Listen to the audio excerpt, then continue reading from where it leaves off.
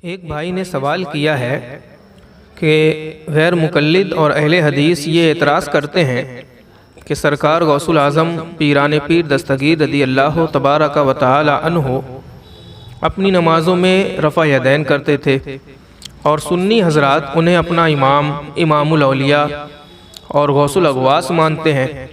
तो जब उन्हें अपना सब कुछ मानते हैं तो फिर ये अपनी नमाज़ों में उनकी इत्तिबा में रफ़ा यदैन क्यों नहीं करते? हम अहले हदीस को देखो कि हम उनको मानते भी हैं और अपनी नमाज़ों में उनके तरीक़े को अपनाते हुए रफ़ा यदैन भी करते हैं। बराए करम इसका जवाब क्या होगा, इनायत फरमा दें।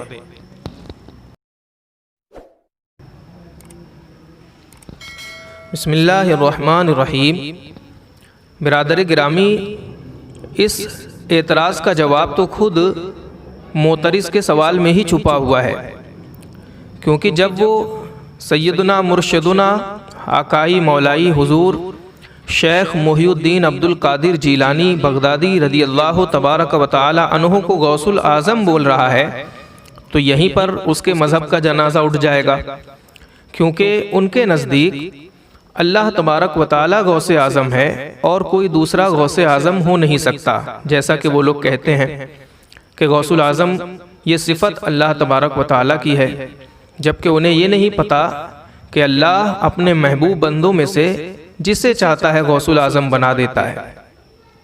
बहर कैफ, अब अगर वो खुद को गौसुल आज़म का मानने वाला बता रहे हैं तो फिर गौसुल आज़म तो सरकार इमाम अहमद बिन हम्बल रदी अल्लाह तबारक व तआला अन्हु के मुक़ल्लिद हैं और उनके मज़हब को मानने वाले हैं।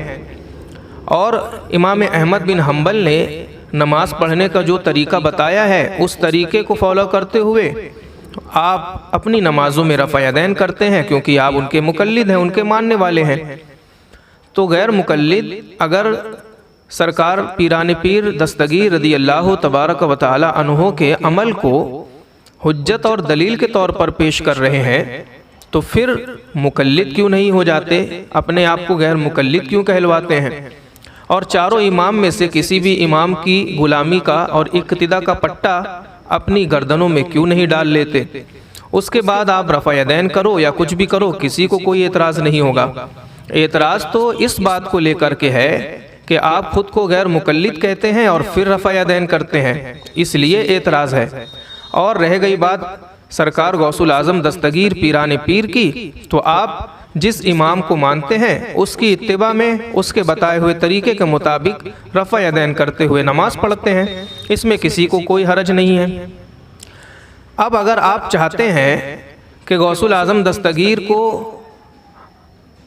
जिस तरह से हम मानते हैं उसी तरह से आप भी माने, तो भाई गौसुल आज़म दस्तगीर ने जो अकायद बताए उन अकायद को दिल से मानो और ज़बान से इकरार करो जैसे हम करते हैं। अमल की बात लोगे तो गौसुल आज़म पीरान पीर दस्तगीर रोशन ज़मीर रदी अल्लाह तबारक व तआला अन्हु 20 रकात तरावी पढ़ते थे। आप क्यों 8 रकात पढ़ते हो भाई? 20 रकात पढ़ो, क्या मेहनत ज़्यादा लगती है 20 रकात पढ़ने में? अगर उनके मान रहे हो, उनको फॉलो कर रहे हो तो 20 रकात तरावी भी पढ़ो। और फिर साथ ही साथ आप तो कहते हैं अल्लाह के रसूल दानाए ग़ुयूब अहमद मुजतबा मोहम्मद मुस्तफ़ा सल्लल्लाहु तबारक व तआला अलैहि वसल्लम को कोई ख़बर नहीं, उन्हें तो पीठ के पीछे की भी खबर नहीं। और गौसे आज़म के अमल को दलील में पेश करते हो तो गौसे आज़म ने क्या कहा है, उनके कौल के बारे में भी तो आपको मालूमात होनी चाहिए। गौसुल आज़म ने फरमाया, नज़र तो इला बिलादिल्लाहि जमा का खरदलतिन अला हुक्म इत्तिसाली, कि मैंने अल्लाह तबारक व तआला के तमाम शहरों की तरफ देखा तो वो सब मिलकर राई के दाने के बराबर थे।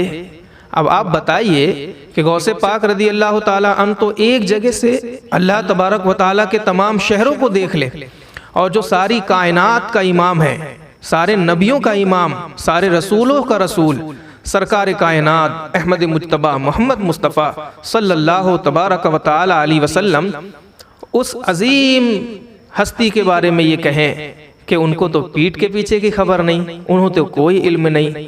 इसलिए इनके ये सारे एतराज़ात सिवाय अहले सुन्नत व जमाअत को वरगलाने के लिए, उन्हें सही राह से बहकाने के लिए है, और इसके अलावा इनका कोई मकसद नहीं है। और जब तक उलमाए अहले सुन्नत जिंदा हैं उस वक्त तक ये अपने मंसूबे में कामयाब नहीं हो सकते। और इंशाअल्लाह क़यामत तक उलमाए अहले सुन्नत इनके ज़रिए पैदा होने वाले हर एतराज़ का दंदान शिकन जवाब देने के लिए तैयार हैं। अल्लाह तबारक व तआला अहले सुन्नत व जमात को हिफ्ज़ व अमान में रखे और बातिल का मुँह काला फरमाए।